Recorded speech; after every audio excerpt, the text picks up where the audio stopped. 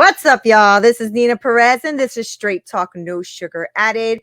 I'm so stoked that you are hanging out with us tonight, and I'm really excited because I have an amazing person here who's going to come on here to grow, challenge, and transform your thinking. Now, I love going around this amazing planet of ours and finding people like Blaine because I love to bring you guys information and tools and tips and resources to make you think differently and grow in what you are doing. So, this, my friends, is Blaine Elkers, and he's a TEDx speaker and a leading authority in personal implementation and consistency. As a top LinkedIn connector, he has over 25,000. I mean, I can't even get there, Blaine. I can't get there. We got to talk about that. 25,000 on first level connections. He is powered by Selfluence, a personal development and training company, and he is excited to share with you ways that you can control your life by taking control of yourself. And that's where it starts, right, Blaine? It really starts with self at the end of the day, right? I mean, we have to really control our mind and our mindset and who we are before we could even start making any kind of impact. But thank you for being here on Straight Talk. How are you? Hey, I'm doing great. Thank you so much for having me on. I've been a fan of the show, and you are helping people with this show, help them transform, and really the mind. That's where I think it all starts, helping them transform their mind, grow, change. And I will go on record as saying you're doing all the work, getting this stuff online and getting it out there for people. But I bet you're touching lives not yet born. There's somebody like 20, 30 years from now, maybe 50 years from now, they're living on Mars, but they find this podcast and we help them a little bit. So we're gonna help people today.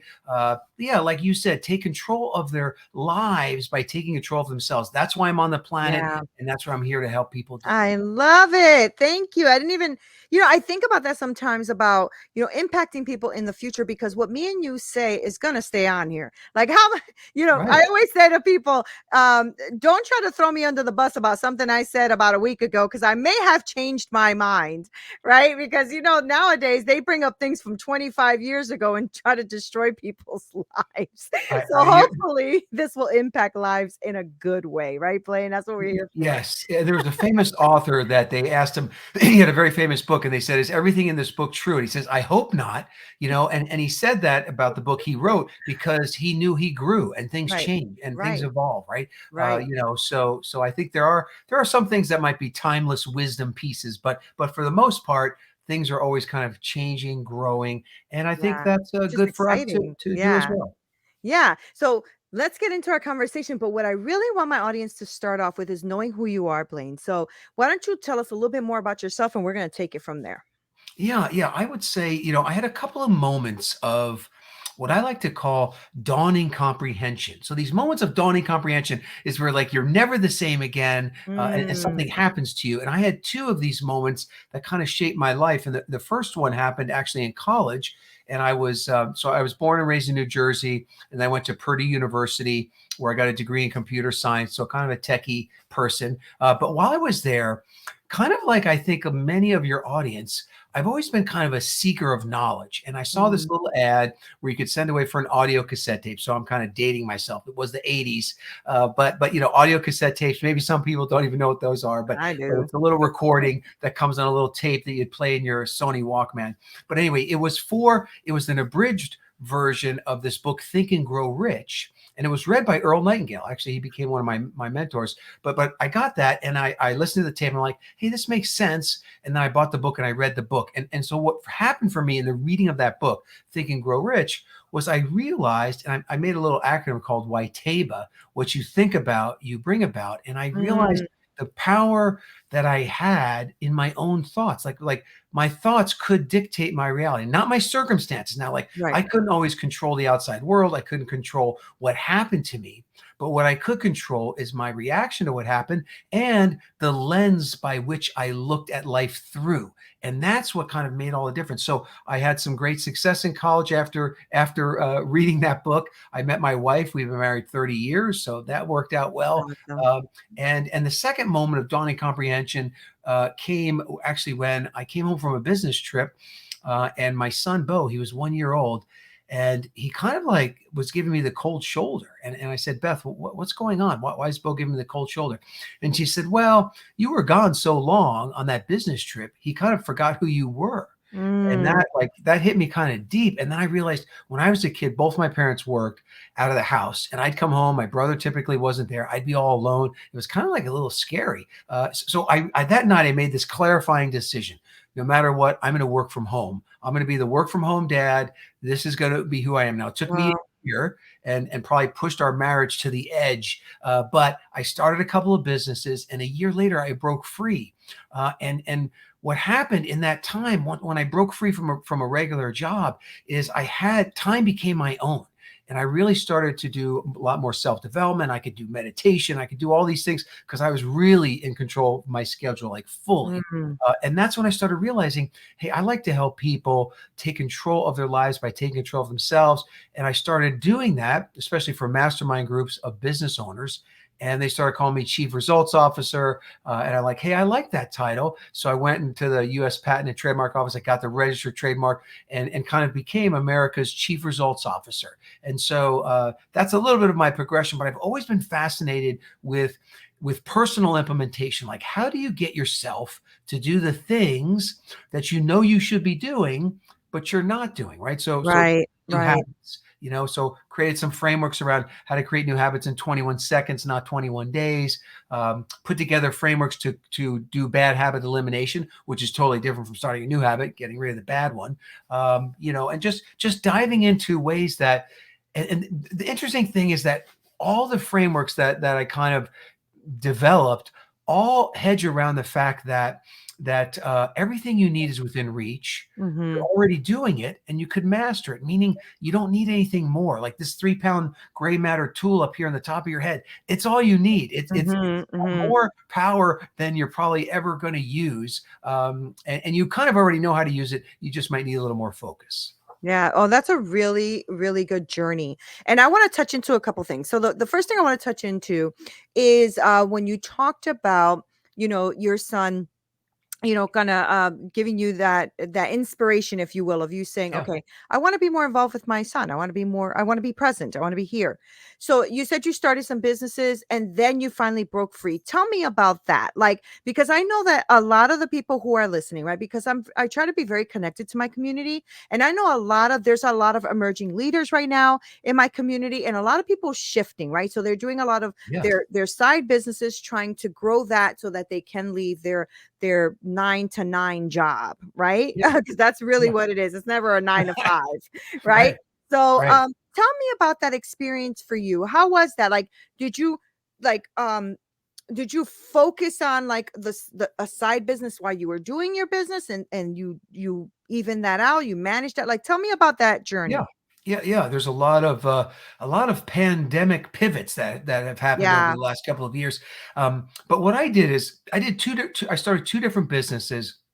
And one I call a bridge business, which is where most people start. And then the second one was more of a passion business. So the first one Mm, was what I kind of call a bridge business, and I was a software engineer. I programmed computers. I was like the tech person that would help maybe the sales rep. That's where I was on that business trip that was too long for me. But I was this kind of software developer.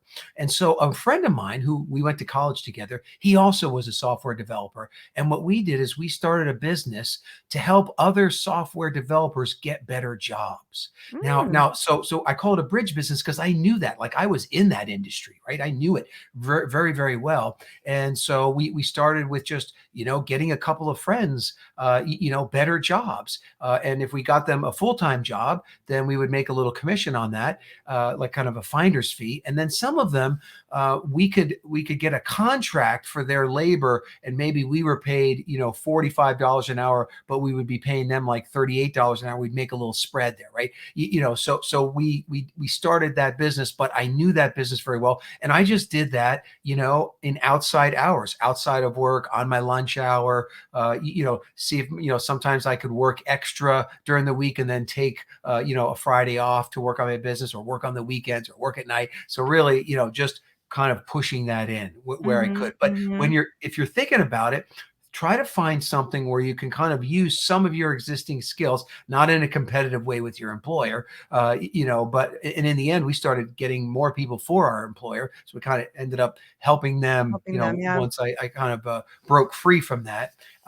So that was that. And then the other business was more of a passion business. I've always been into health, and I went into direct sales for a health product, which was an interesting product. That's even though I sold that business, it's still available today. But it's a wild growing blue-green algae from a Hmm. lake in Klamath Falls, Oregon. They basically harvest it off, and it's very nutritionally dense. But that's I was really passionate, kind of about health and about eating very low on the food chain and high nutrient dense foods. And Hmm.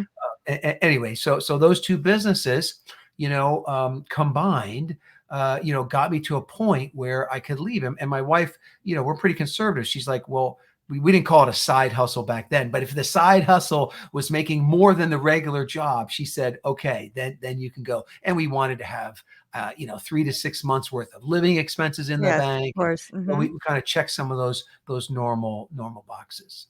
That's really good. Did you because the inspiration was well that's what you said, that the inspiration was that your son didn't recognize you, Yeah. right? So how was that for you though? Because I think that's one of the things that a lot of entrepreneurs maybe struggle with, right? Is that they've hyper focus on their jobs so much that it takes up a lot of their time. Now it sounds to me like you're working your full-time job, but now you are still working your side jobs as well, right? Oh So yeah, that how were year you was able to really tough. manage that and still be, present in your son's life? What was that like? Yeah, I mean, that was a time of out of balance, Yeah, a time that was tough. I really a lot of the parenting responsibilities fell on my wife during that period, yeah. but With a goal in it mind was though. the pull of wanting to Mhm. break free, right? Right, And right, right. and getting out of that position. But it was a time of out of balance. Yeah. My favorite person from a mentor standpoint is this guy Jim Rohn. I don't know Oh, if you ever heard of yeah, him, but he's yeah. super. And He's I love amazing. that guy. Yeah. I shared the stage with him a few times and hosted him Wow. at some events. But he said, I'll never forget it. He said, "Wherever you are, be there." And that always stuck with me. So wherever you are, be there. So if you are at work or on the job, be there. Don't be thinking about home. If you're on vacation, be on vacation. If you're with your family, be Yeah, with your family, right? yeah. Wherever you are, be there. That's the best thing that you can do. Now maybe you got a mind dump, and if there's a bunch of stuff on your mind, you got to mind dump it, get it on paper, get it in your smartphone, get it Mhm, out of your head, mhm. and then make it so wherever you are, you can be there. And now is really all we have. So you do want to kind of make the most of it. Yeah, I did that year of out of balance, and it was a wild time. I didn't miss any of the big things, but a lot of times I was multitasking.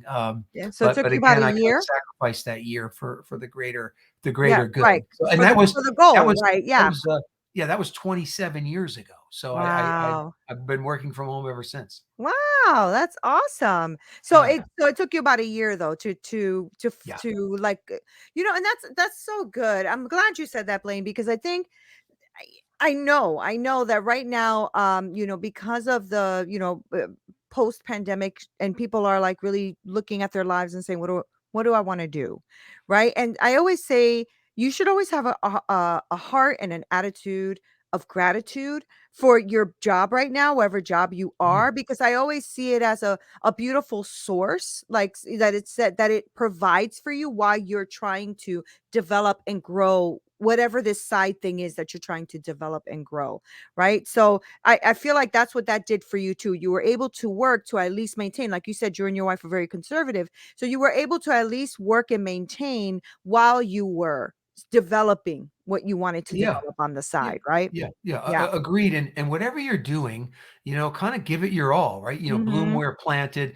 And if you bring more value to the marketplace will pay you more, right? I mean, so when I was working hard. I had one employer, that I worked pretty hard at, and then before I broke free, I actually attempted to break free one time earlier, and I had saved up my money, and I actually went and I became a franchisee with Domino's Pizza.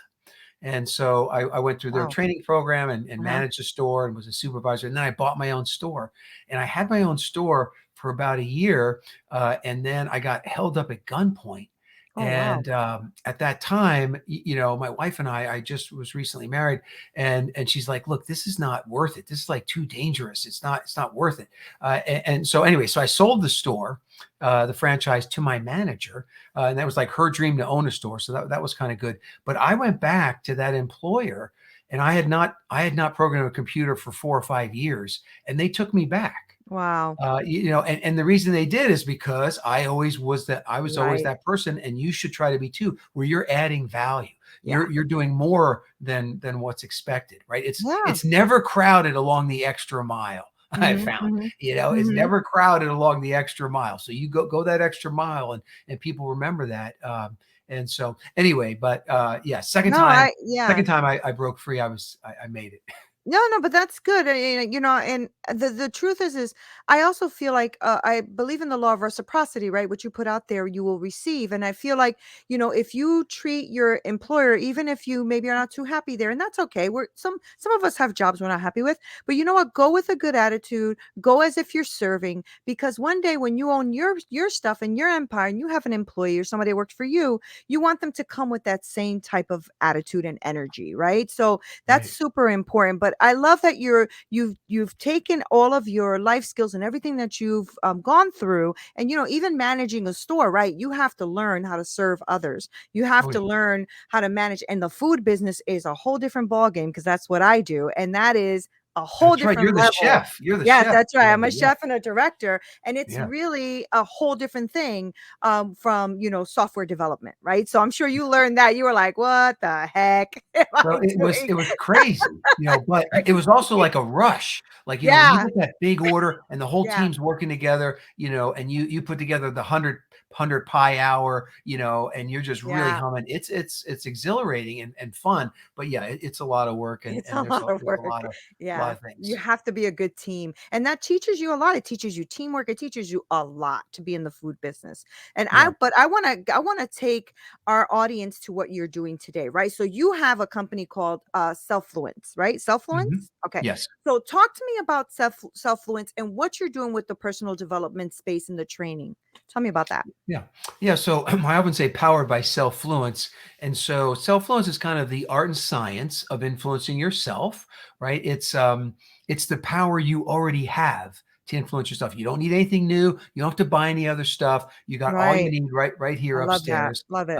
And basically it's about personal implementation. So self-fluence is about how you get yourself to do the things you want to do or should Hmm. do and can do. And so I do that through a lot of different trainings. I've got master classes. Probably Oh, the good. thing that my most favorite thing to do is this thing called the Super Results Day. And so 3 times a month, a bunch of business owners, we get together on Zoom, and we do like a mind dump. Each person does a mind dump of what they need to get done that day, and then we have this big accountability day where we get together every 3 hours and we hold each other accountable to get a bunch of That's stuff done. So you kind of, awesome. yeah, crush your to-do list, but then the day has a theme, right? And so based on the theme, then you also get to learn a little something. So the Zooms are short. Maybe they're 30 minutes, and we go, from early in the morning till dinner time. But anyway, but you learn something, but you crush the to-do list, and it feels so good to sometimes get the big things done, but then it feels really good to knock out like 30 or 40 little things that have just kind of been on your list for a month. That's So good. anyway, some of that stuff, I really love to do that. And I have a lot of frameworks they're like building habits is one. Time is the other big one. Nobody has enough Mhm, time. So I have a mhm. framework called the 30-minute hour, how to get an hour's worth of stuff done in just 30 minutes. Oh, that's That good. that's popular. Creating new habits is popular. And then probably hacking your head trash is the other one. I Everybody like has that. I limiting like the beliefs. names of everything. That's Yeah, awesome. everybody's got limiting beliefs and head trash. And I actually, one of the habits I started a long time ago that has served me well is in the morning, I take a mind shower, right? Like a lot of people take like a physical shower. I use a app called Headspace. There's a bunch of different apps you could use, but I do like a meditation that is like washes your mind out of all the garbage from the day before, Mm, and put you into that gratitude state, like you talked about mhm. earlier, right?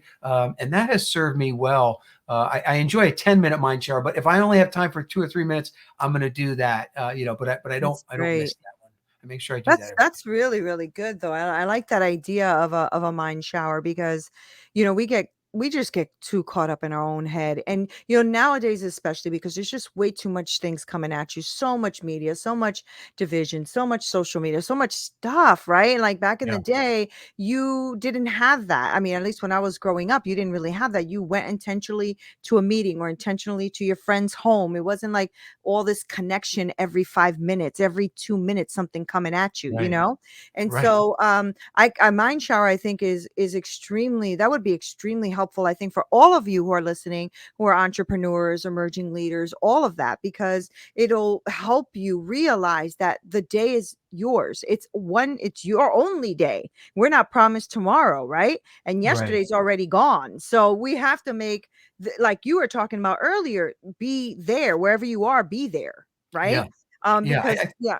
For sure. And Mhm. maybe just to kind of give the listeners a little bit of the framework is and how I started that habit of the mind shower. And I use this thing called the 21-second habit. So how to create a new habit in 21 seconds, not 21 days. And so there's three components to that. But the first one is habit linking. And so what I said earlier, like everybody already knows how to do it. Like I ask people, have you brushed your teeth in the last 24 hours? And every hand goes up, and I'm like, how long have you had that habit? And they're like, decades, so you're already a habit master at so many things. That's And so so I had good. two habits I wanted to Yeah. start: the mind shower, and then I had this Mhm. Bible app, and I wanted to do them every day, first thing in the morning. And so I said, what can I habit link to that would require no willpower, but I know happens every day. And the first thing in the morning, what I do is, yes, I pick up my smartphone. Now sometimes the alarm's going off on my smartphone, but I look at my smartphone every single day. So what I did is I moved all the apps off the home screen, and I just put those two apps, the Bible app and the Headspace Mind Oh, Shower app, that's on smart, there. smart. And when I open my phone, which I don't have to remind myself to do, I'm not allowed to touch anything else until I do those two. That's And good. today was day 1,715 in a row because the apps track it. Like I like the apps tell me, when I go in there, Yeah. Blaine, this is your, 1,715th day in a row of doing this. Now, that's step one, is you habit link it to something you're already doing. But step two is you have to surf an urge. So the power to get you to do those new habits comes from surfing an urge that you have. So when I open my phone, why do I open my phone every morning? Well, because I want to see who's texted me. My son lives in Denmark. He texts during the middle of the night sometimes. Right. What orders have come in? What's coming in on my social media? What's happening in the world? What are my investments doing? Like all this stuff I want to know. I surf all that. I take all that desire and I surf that into making sure that I do those two apps first. That's so So good. there's habit linking, find something you're already Mhm, a master at. mhm. And then two is surf and urge. And then three is just gain some leverage on yourself. And that can be like, some people like a reward. Hey, if I do this habit, 7 days in a row, I'm going to buy a book I want. Or some people like the stick. If I don't do it, then your spouse or partner can, make you do some chore you don't like to do, just making it kind of fun. I like And then the that. other leverage is psychologically. Once you get 3 or 4 days in a row, you don't want to break the streak. So then it starts to have a little bit of more psychological pull. Now, brain chemistry wise, it does take 21 days for neurons to begin to fire on their own or to wire on their own. Mhm. And then it takes, actually, now brain science just recently found out it takes 63 days to actually physically wire that as a habit that could stand on its own. But again, habit linking, something you already have master at, surf the urge, and then leverage. I'll give one other quick example. I had this lady, Ann, she's like, Blaine, you always talk about next day planning. I always love people to plan the day before you do the day, plan it out. And she says, I can't do it. I want to do it, but I can't do it. I said, okay, Ann, what do you do first thing in the morning? No willpower required. Every morning. She goes, I have a cup of coffee. I make a cup of coffee. I said, great. Buy the coffee maker, put a pad, a paper, and a pen. And I want you to go to the coffee maker. And if you don't have your plan done for the day, I want you to make the coffee, smell the coffee, get all desired up for that coffee, and then surf the urge to want to do that coffee. to get the list started. Now, once you start the list, then you can start to drink the coffee, but you got to start it before you're allowed to have the coffee. So there's the habit linking and the urge surfing kind of put together. But if you So think about good. it, there's a lot of things you do every I day bet you that that you worked. could link to, and it worked. Yeah, I it worked. bet you it did, because that is so me. That is so me. When I'm like, "No, you're not gonna do that until you do this first. You're just There not." you go. And then I'm like, "All right, I'll just do it," and but after a while, it just becomes a thing. It's just something you Right. do. But you have left us with so many freaking good nuggets. Dang, Blaine, that was good. That was so good. Okay, so I know that like I told you, I have amazing humans that listen to the show. And so I really do want to give them access to you and what Yeah. you do and all of that. So give us that, like, your websites or your Yeah. social media, whatever you want to give us. Yeah, I'll just the easiest thing is just go to blainetedx.com. So BLAINETEDx.com. And there you can opt in to get, I did a TEDx talk about that concept white table, what you think about, you bring about. And I Right. and I show you a way to whatever you want to bring about in your life, how you can program your subconscious mind 100 times a day, but no effort on your part. So it's pretty cool. So that's there. And once you opt into that, you have my email. If I could serve you in any way, just reach out. You'll get to know me through So good. email. I write a couple of articles a month. You'll start to get those, and yeah, if I can serve you or help you, happy to do it. Thank you. Blaine, thank you so much for being here. This was such a great conversation. Thank you for hanging out with us at Straight Talk. I truly appreciate this conversation. Thank you. Yeah, Thank thank you so much, and I'll leave the listeners with this: the bad news is that time flies. The good news, you're the pilot. So Yeah. pilot well. Ah, see? Guys, come on with Blaine. I knew that you guys were going to be in love with this guy. So I'm going to make sure to list all of his information below, because I need you guys to go ahead and listen to a TEDx talk. Make sure that you get on his email and make sure that you work with him. If there are things that he left here today that really resonate with you, so make sure that you start to reach out, have conversation, make sure that you let him know that you heard what he said and that you are connecting with it. And that's what we do here. We bring you the best humans on the planet to grow, challenge, and transform your thinking. This is Neena Perez. This is Straight Talk, no sugar added. Until next time, guys.